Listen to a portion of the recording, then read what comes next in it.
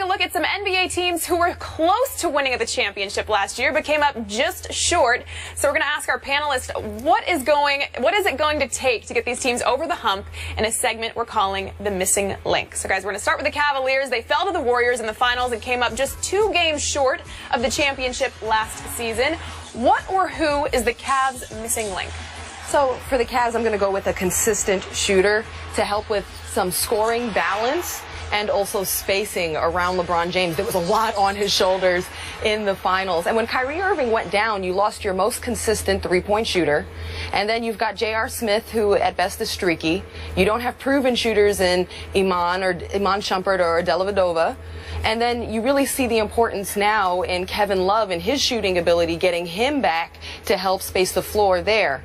Now, another way to space the floor that I thought was interesting, too, I covered the Warriors this season, and Andrew Bogut said to me, Tristan Thompson spaces the floor. Why? Because he crashes the glass so hard. So he goes so hard every single time that Bogut said the key is I can't let him be in open space because then I'll never be able to box him out. I got to keep contact, which means I got to stay close, which means I'm defending him like a three-point shooter. Bogut said he actually had to defend Tristan Thompson the same way he would defend Kevin Love as a shooter because of Thompson's offensive rebounding ability. So as long as you can help space the court and clear it out and help it for other people, I think that's what the Cavs need.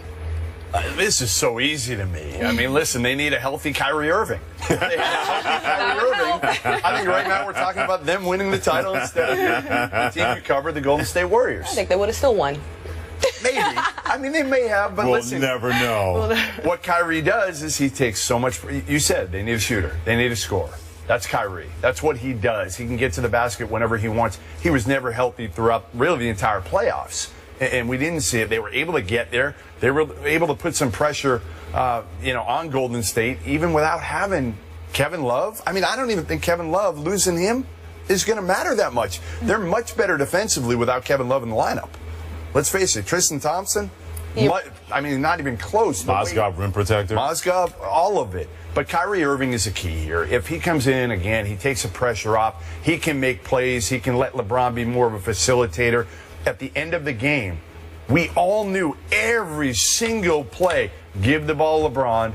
They couldn't even get it to him half the time until there was 7-8 in the shot clock. And he's taking contested shots that he won't have to take when Kyrie's out in the court. So, honestly, we could talk about all the other things. Blatt learning for another year and getting better in coaching over here, but it's Kyrie. Yeah. I think David Blatt is hoping he's not missing as a part of this link with the Cleveland Cavaliers, but story to be told with that one. For me, it's a backup small forward because, to your point about LeBron James, you can't continue to have him play 40-plus minutes. That's just not going to fly where he's going to have enough when the playoffs roll around at the end-of-game situations. I like this second-round pick, Sir Dominic Pointer out of St. John's, who can provide that relief. He can defend a little bit. Oh, well, he has the best name in the draft, Sir Dominic Pointer. Not King, but Sir Dominic Pointer. I like that name. I just think having that relief at the backup small forward situation because Kyrie Irving is going to be healthy. I love Tristan Thompson. They're going to resign him. Timothy Mozgov was better than I thought he was going to be. I thought he was going to be good coming from Denver. I didn't foresee what he was able to do, and I think he's going to work on his offensive game to alleviate a lot of stress on the Cleveland Cavaliers.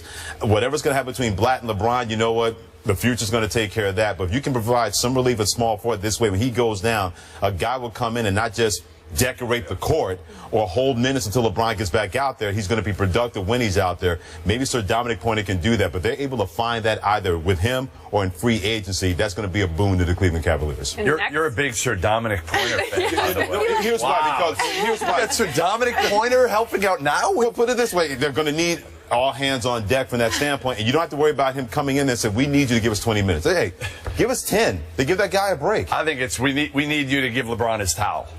Whatever he has to do, whatever that has to happen, and as long as we can get the name Sir Dominic Pointer for the NBA game, it's good for the Cavs. I'm John, it's good for the country. All right, next up, the Bulls. They fell to the Cavs in the 3rd round. It took them to 6 games, though. What or who is the Bulls' missing link? I think for the Bulls, it's rejuvenation. It was a lot last season with all the Thibodeau and ownership and executive drama. And then also, you've got offense from your post players, which could use some new juice. Pau Gasol is talented, but he's up there in age. He's 35, probably playing too many minutes. Joakim Noah had a down year for himself last year offensively. And then also Derrick Rose, you hate to see him get hurt. You don't want to have that happen. You root for this guy so much, but his constant injuries are deflating.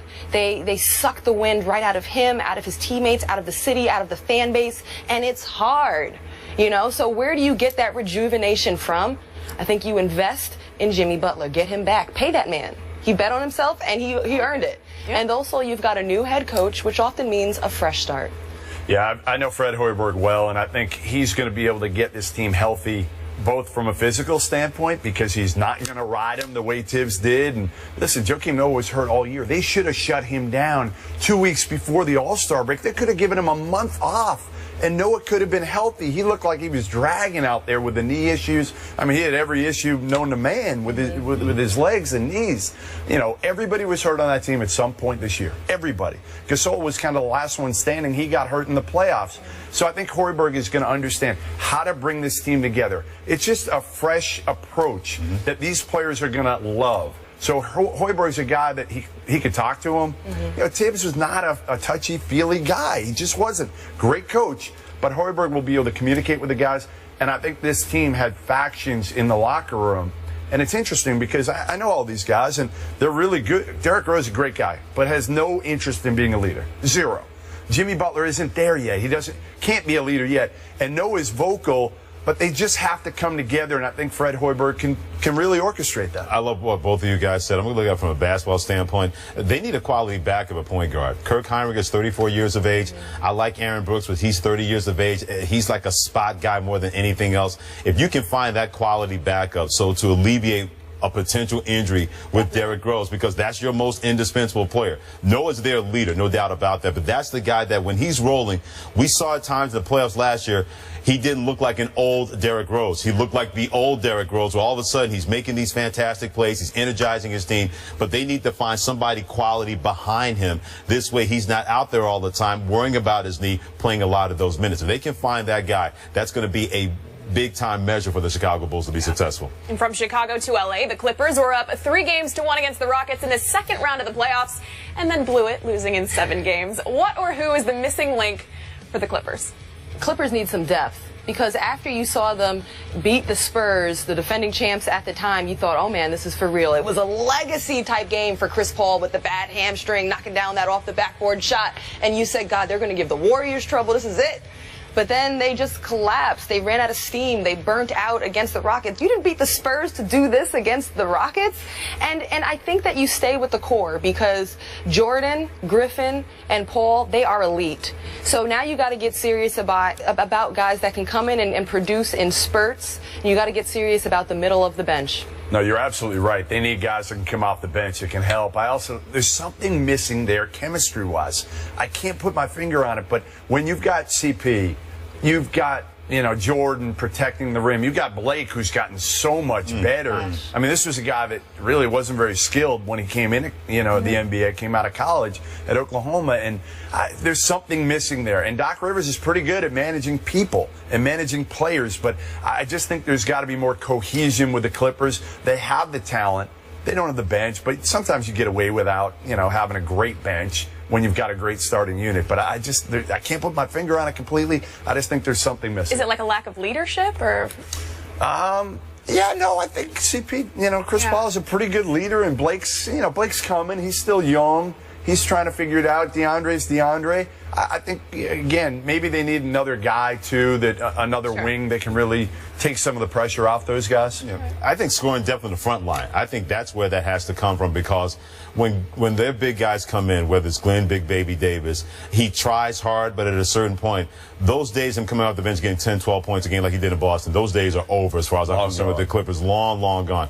Blake Griffin was so good. He was like a human triple-double at times in the playoffs. Whatever they needed him to do, right? Just unbelievable how each and every year he's done something different. When you say, my goodness, I didn't think he had that in. My goodness, I didn't think he was able to do something like that. They need somebody else where they bring that guy. They need a Jamal Crawford on the front line. When Jamal Crawford comes in the game, Doc Rivers says, don't worry about anything. Just put the ball in the hole. I'd love to be that guy. Oh, absolutely. Green light, go. If you tell me that the ball can go up and I don't have to worry about any consequences or repercussions, that ball is going up on the bench as far as I'm concerned. They need that kind of guy on the front line to really alleviate what Blake Griffin continues to be able to do will only expand his game. You know what else they need? DeAndre Jordan to go learn from Rick Barry how to shoot free throws. Yeah. Go shoot them underhand. Brent Barry, John Barry, any Barry. Barry Manilow, I don't care. We got a Barry here. Find any Barry that can make that work to make him make free throws. Well, lastly, James Harden and the Houston Rockets lost to the Warriors in the Western Conference Finals. What or who is the missing link in Houston? Rockets need a playmaker. They really missed Patrick Beverley when he was out with injury. Jason Terry is serviceable, but he's up there in age. And you saw in the finals in the playoffs with the Warriors, Harden has 13 turnovers. The ball's in his hands too much. You're asking so much of a very capable player. Get a playmaker who can create easier shots for Harden and Dwight Howard. Yeah, ditto. I mean, Patrick Beverley's great defensively. He's a bulldog, but I think they need an upgrade over Patrick Beverley in terms of a high-level point guard if they can do it. They got Sam Decker, a steal at 18 in this draft, but he doesn't fit their biggest need, which is a point guard. What you two said. Exactly. That's what they need, because James Harden, you can't have him, as Jamel Hill on his and hers like to say, part of DTM, doing too much. He does enough as it is, and I thought he should have got more votes for MVP to make that a closer race between Steph Curry, Golden State, and himself. But yeah, Patrick Beverley, he's an off-the-ball guy that's a dogged defender. Jason Terry's 37 years of age. You can't count on that. He was never that kind of point guard playmaker anyway. You need that guy that when James Harden can say, oh, you can dribble the ball more than twice? Fine, here you go. This way in the fourth quarter, he's stronger, he's more effective, and he can be that playmaker, not the one we saw having 13 turnovers in a closeout game versus Golden State. Well, we are going to get back to the newcomers. Towns goes number 1 and Okafor goes number 3. But will Okafor be the better pro? We'll compare the two big men when we come back. First Take is brought to you by Firestone. Whatever you drive, drive a Firestone. Well, we asked you earlier in the show, will the Knicks regret taking Chris Porzingis with the 4th overall pick? Surprising results here. 51% say yes, 49% say no. Really? Now that we know Shocking. Yeah, it really is. So it's time to take a look at which teams were winners and which teams were losers in this year's draft. Each of the panelists will give us their choices, and we'll start with the winners. Ross. My winner, the Lakers. You know, they got D'Angelo Russell. They have a point guard for the future, an heir apparent to Kobe Bryant, and they can address all of their bigger post-player needs, big-time player coming in free agency. So they got everything they needed there, and also they picked up Anthony Brown out of Stanford, which I think is a very nice catch. A 3-and-D player, he can help stretch the court. Loser, I'm going to say Jahlil Okafor. Simply because he could have been a number 1 draft pick. And there's money to be made in being number 1 and storylines to be told. And then he ends up dropping to Philly, where it's a losing culture. There's a glut of post players, question marks. The game plan is not that clear. And it's just, I think it was tough on him. All right, I'm gonna rattle off a few winners real quick here. I'm gonna go with D'Angelo Russell as a winner. He's in LA. He's got the ball in his hands. He plays with Kobe and learns with Kobe. To me, the Miami Heat. You get Justice Winslow at 10. That's an absolute steal. He's going to be a great piece. Tough, versatile. He'll help kind of keep that culture going. I like Kelly Oubre in Washington. They've traded up a few spots with Atlanta and got a very talented wing player. So those are my 3 winners. Losers, Okafor, totally with you there. You don't want to be in Philly. You don't want to be in that culture. Number 2, the Celtics. I thought it was a bad pick. They took Terry Rozier. He duplicates what they already have. They took him at 16. It was a reach. Danny Ainge tried to trade up and couldn't. Rozier's kind of a non-shooting combo guard. Yeah, I went winners like players, because it's hard to say teams are winners and losers after the draft, although I'm going to go against that with the loser part of this equation. Winners, D'Angelo Russell, I'm with you guys. Going to the Lakers, Justice Winslow sliding in the Heat. Sam Decker going to the Rockets at 18, where you played with James Harden and Dwight Howard. I thought he won that one. All 3 of those guys losers.